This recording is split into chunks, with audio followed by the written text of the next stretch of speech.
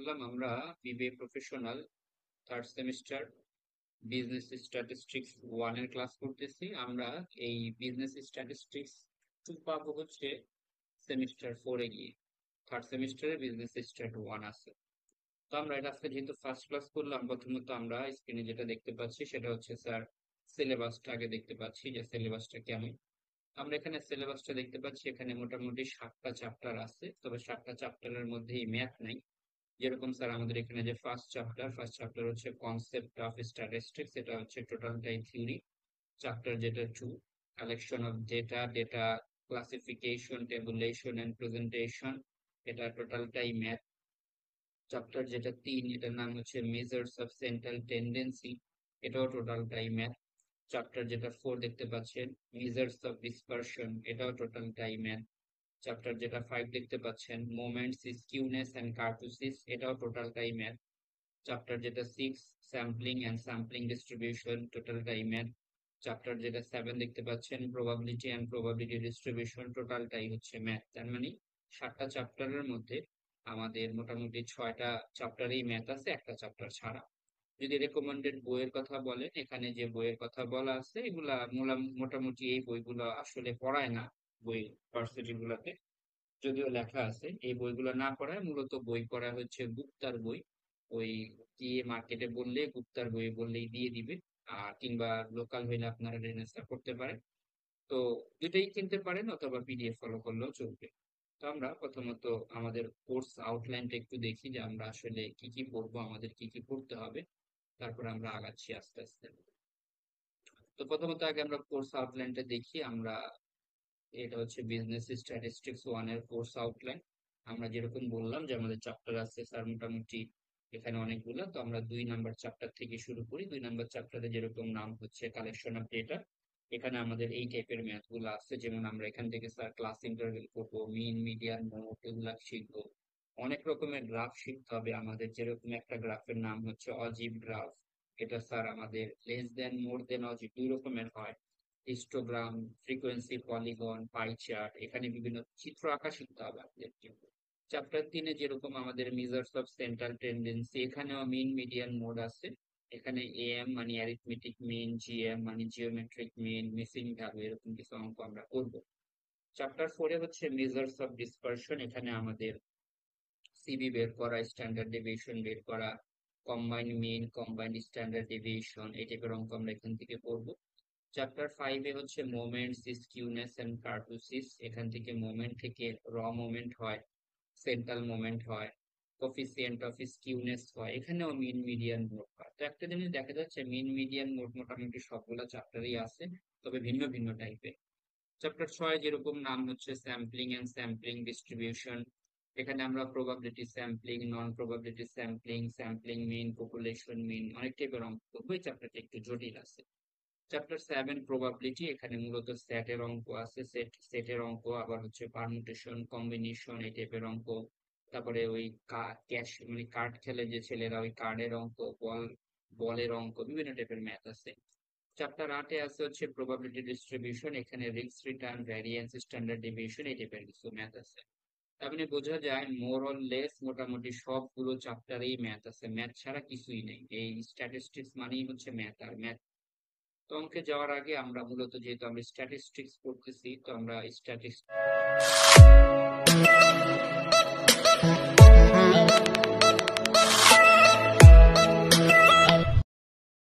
সম্বন্ধে জাস্ট একটা ডেফিনেশন একটু শুনি, তারপর আমরা অঙ্কে চলে যাব। আমাদের অঙ্ক নিয়ে সবকিছু করতে হবে। তো আমরা প্রথমত স্ট্যাটিস্টিক্স এর একটু ডেফিনেশনটা একটু দেখি যে স্ট্যাটিস্টিক্সটা কি থেকে আসছে। যেরকম স্ট্যাটিস্টিক্স, এটা মূলত একটা জার্মান ওয়ার্ড, এটা আসছে জার্মান ওয়ার্ড হচ্ছে স্ট্যাটিস্টিক। দেখেন এটা স্ট্যাটিস্টিক্স বানান আর এই স্ট্যাটিস্টিক্স বানানটার মধ্যে একটু পার্থক্য, লাস্টের দিকে শুধু পার্থক্য। এখানে টিআইসিএস, এখানে টিআইকে। তার মানে statistics come from the German word statistic. এটা দিয়ে কি বোঝায়? It means description of a state, a country. তার মানে একটা দেশ অথবা রাষ্ট্র, মনে রাখতে হবে। এখন আপনাদের এগুলো প্রয়োজন নাই, যদিও একটা দেশ আর একটা রাষ্ট্র কখনোই এক না। দেশ আর রাষ্ট্র কিন্তু সম্পূর্ণ আলাদা। পৃথিবীতে অনেক দেশ আছে কিন্তু অনেক রাষ্ট্র নাই কিন্তু। তো আমাদের এই স্ট্যাটিস্টিক্স দিয়ে মূলত আসলে একটা দেশের বর্ণনাকেই বোঝায় অথবা একটা রাষ্ট্রের ডেসক্রিপশনকেই বোঝায়। অন্যভাবে, is the discipline that concerns the collection, organizations, analysis, interpretation and presentation of data. তাহলে স্ট্যাটিস্টিক্স বলতে ডেটা কালেকশন করাকে বোঝায়, অর্গানাইজিং করাকে বোঝায়, অ্যানালাইজিং করাকে বোঝায়, ইন্টারপ্রেট করাকে বোঝায় এন্ড প্রেজেন্টেশন করাকে বোঝায়। কি কি করব, কোন জিনিসগুলোকে কালেক্ট করব, অর্গানাইজ করব, অ্যানালাইজ করব, ইন্টারপ্রেট করব, প্রেজেন্ট করব, এগুলো আমরা করব হচ্ছে ডেটাকে। এখন যেহেতু ডেটা এখানে একটা টার্ম চলে আসছে, তো আমরা ডেটাটাকে একটু বুঝে ফেলি যে ডেটা বিষয়টা কি। ডেটা দিয়ে বোঝায় স্যার আনঅর্গানাইজড ফ্যাক্ট, মানে অগোছালো বিভিন্ন বিষয়কে আসলে ডেটা বলে। আর অর্গানাইজড বিভিন্ন ফ্যাক্টকে কিন্তু স্যার ইনফরমেশন বলে। তার মানে এটা আপনারা কম্পিউটারেও পড়ছেন যে ডেটা আর ইনফরমেশনের মধ্যে পার্থক্য আছে। ডেটা দিয়ে বোঝায় আনঅর্গানাইজড ফ্যাক্ট, এটা আমাদেরকে কোনো ডিসিশন মেকিং এ হেল্প করতে পারে না। আর ইনফরমেশন হচ্ছে অর্গানাইজড ফ্যাক্ট, যেটা আমাদেরকে ইনফরমেশন যে কোনো ডিসিশন মেকিং এ কিন্তু হেল্প করতে পারে। আর আমরা জানি ডেটা কখনো ইনফরমেশনের উপর ডিপেন্ড করে না, কিন্তু ইনফরমেশন ডেটার উপরে ডিপেন্ড করে। এখানে একটা টার্ম আমরা দেখতে পাচ্ছি পপুলেশন। আমরা নর্মালি স্যার পপুলেশন বলতে জনসংখ্যা বুঝি, কিন্তু পপুলেশনের অন্য অনেকগুলা মিনিং আছে। ধরেন স্যার আমরা যার যার কলেজের কথাই বলি, ধরেন আমরা আপনারা যে যে কলেজে পড়েন, মনে করেন পুরো কলেজে যে কতগুলো স্টুডেন্ট আছে, ধরলাম এই সকল স্টুডেন্টের যে ডেটা গুলো আছে, নাম আছে, রোল আছে, যা যা আছে, এগুলাকে স্যার বলা হয় হচ্ছে পপুলেশন। তার মানে পপুলেশন বলতে বোঝায় যে টোটাল টোটাল নাম্বার অফ ডেটাকে আসলে আমরা বলতে পারি পপুলেশন। তার মানে আপনাদের কলেজের সবার স্টুডেন্টের ডেটাকে আমরা বলতে পারি পপুলেশন। কিন্তু শুধুমাত্র থার্ড সেমিস্টারের স্টুডেন্টদের ডেটাকে আমরা বলতে পারি হচ্ছে স্যার স্যাম্পল। তার মানে পপুলেশন বলতে সবগুলাকে বোঝায়, আর স্যাম্পল বলতে পপুলেশন থেকে ড্র করা কিছু ডেটাকে বোঝায়। আবার ধরতে পারেন আপনাদের থার্ড সেমিস্টারের সকল স্টুডেন্টের ডেটাকে আপনারা ধরতে পারেন হচ্ছে পপুলেশন। শুধুমাত্র আমরা রিজওয়ান মোল্লার ডেটাকে ধরতে পারি হচ্ছে স্যার স্যাম্পল। আমরা ফারজানার ডেটাকে ধরতে পারি স্যাম্পল, আমরা উর্মির ডেটাকে ধরতে পারি স্যাম্পল, আমরা বর্ষার ডেটাকে ধরতে পারি স্যাম্পল। তার মানে বাংলাদেশের সকল স্টুডেন্টের ডেটাকে আমরা ধরতে পারি পপুলেশন, শুধুমাত্র সিটি কলেজের স্টুডেন্টের ডেটাকে আমরা ধরতে পারি হচ্ছে স্যাম্পল। তার মানে পপুলেশন বলতে সবগুলো বিষয়কে বোঝায়, আর স্যাম্পল বলতে অল্প কিছু ডেটাকে বোঝায়, পপুলেশন থেকে ড্র করা অল্প কিছু ডেটাকে বোঝায়। তো আমাদের এইগুলো জানলেই চলবে। আমরা এবার অঙ্কের দিকে চলে যাই। দেখেন,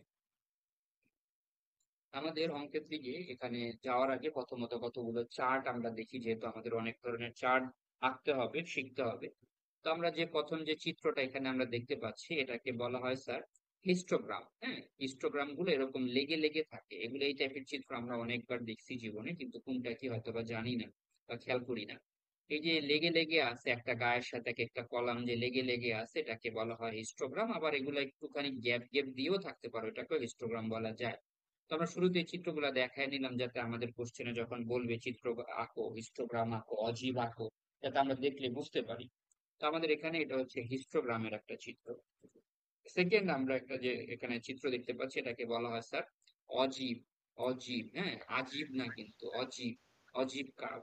এই যে গ্রিন করা যেটা দেখতে পাচ্ছেন, এটাকে বলা হয় লেস দেন অজীব। আবার এই এটা দুইটা আর কি, দুই রকমের, একটা হচ্ছে লেস দেন অজীব, আর একটা হচ্ছে এই যে গ্রিন করা যেটা, এটা হচ্ছে স্যার লেস দেন অজীব। আর যেটা এই যে ইয়েলো করা, না এটা কি হলো, যে কোনো কমলা কালার যেটা দেখতে পাচ্ছেন, এটাকে আমরা বলি মোর দেন অজীব। তাহলে এগুলো অঙ্ক করলে আমরা বুঝবো যে কোনটা লেস দেন কোনটা মোর দেন, এই বিষয়গুলো কি। শুধু চিত্রটা আমরা দেখে রাখি, যেটা লেস দেন অজীব, মোর দেন অজীব, মানে অজীব কার্ভটা এরকম হয়। তবে এরকম বক্স বক্স দিতে হয় না, তবে দাগটা দিতে হয়। এখানে একটা আমরা চিত্র দেখতে পাচ্ছি, এটা হচ্ছে বলা হয় স্যার ফ্রিকোয়েন্সি পলিগন। হ্যাঁ, এটাকে বলা হয় স্যার ফ্রিকোয়েন্সি পলিগন। আর এই ফ্রিকোয়েন্সি পলিগনটা আপনি একটু খেয়াল করে দেখেন, প্রত্যেকটা কলামের মাঝখানে কিন্তু ফোকাস করা আছে, মানে মিড ভ্যালুকে ফোকাস করা আছে, এটাকে বলা হয় স্যার ফ্রিকোয়েন্সি পলিগন। আরেকটা চিত্র আছে, এটাকেও আমরা ফ্রিকোয়েন্সি পলিগন বলতে পারি। এটা হচ্ছে মানে এটার মধ্যে আমাদের কলামও আছে, আবার স্যার ফ্রিকোয়েন্সি পলিগনের দাগও আছে। আর এটা হচ্ছে কলাম ছাড়া শুধু ফ্রিকোয়েন্সি পলিগন। আরেকটা চিত্র আছে, এটাকে আমরা চিনি, এটাকে বলা হয় sir pie chart. Pie chart. এই যে পাশে যে বাইজুস দেখতে পাচ্ছেন, আপনারা তো বাইজুস সবাই চেনেন, চেনেন না? জি স্যার। এটা কিন্তু হাজার হাজার কোটি টাকার একটা বিজনেস ছিল, আপনারা জানেন এখন উম, এটা ধ্বংস হয়ে গেছে যে। এখন কিন্তু সেটা জানি না। এখন কিন্তু বাইজুস আর না। এই বাইজুস কিন্তু যে একটা ক্রেজ ছিল, মানে একটা ক্রেজ ছিল মানুষের বাইজুস নিয়ে, ওই বাইজুস হুম। কিন্তু আর ওই পর্যায়ে নাই। বাইজুস এখন কি হয়ে গেছে, ওরা তো যেহেতু বেশি এডুকেশনাল স্টাফ নিয়ে কাজ করতো। হ্যাঁ হ্যাঁ, এখন আর নাই, এডুকেশনাল স্টাফ নিয়ে কাজ করে এখন হারাই গেছে। এখন দেখেন, তো আমরা এটা যদিও বাইজুস থেকে নিছি, তো আমরা এখান থেকে যেটা দেখতে পাইলাম, প্রথম যে চিত্রটা স্যার, এই চিত্রটার নাম হচ্ছে হিস্টোগ্রাম। দ্বিতীয় যে চিত্রটা, এটার নাম হচ্ছে অজীব কার্ভ, লেস দেন মোর দেন। তৃতীয় চিত্রটার নাম হচ্ছে ফ্রিকোয়েন্সি পলিগন উইথ, এটারে আমরা বলতে পারি কি বলবো, পিলার বলতে পারি। আর লাস্টেরটা হচ্ছে, এটা হচ্ছে ফ্রিকোয়েন্সি পলিগন উইদাউট পিলার বা কলাম বলতে পারেন। আর এটার নাম হচ্ছে স্যার আমাদের পাই চার্ট। আমরা কি বুঝলাম স্যার, এই চিত্রগুলা কি দেখে টুকটাক বোঝা যায় যে চিত্রগুলার নাম কি? জি স্যার। জি স্যার। আচ্ছা, আমরা অঙ্কে যাই। অঙ্কগুলা বুঝতে পারলে স্ট্যাট অনেক সহজ, আর না বুঝতে পারলে স্ট্যাটে ফেল অনেক হয়, মানে প্রচুর ফেল, আবার প্রচুর এ প্লাস, দুইটাই কিন্তু এখানে পসিবল। তার মানে পারলে ভালো, না পারলে পুরো শেষ। আচ্ছা, এরপর আমরা এখানে দেখতে পাচ্ছি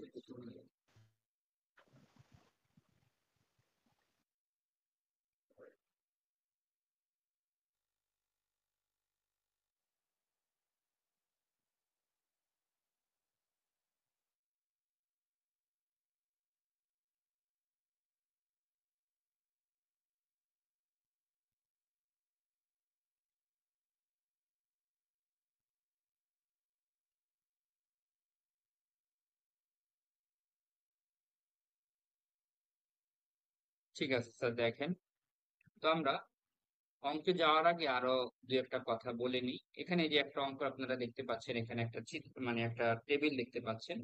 এই টেবিলটার দিকে একটু খেয়াল করে দেখেন, আমরা এজ আর ফ্রিকোয়েন্সির দুইটা কলাম নিছি এখানে। তো প্রথম যে ডিস্ট্রিবিউশন গুলা, এগুলাকে বলা হয় ক্লাস ইন্টারভেল। এই যে 0 থেকে 10, আবার 10 থেকে 20, আবার 20 থেকে 30।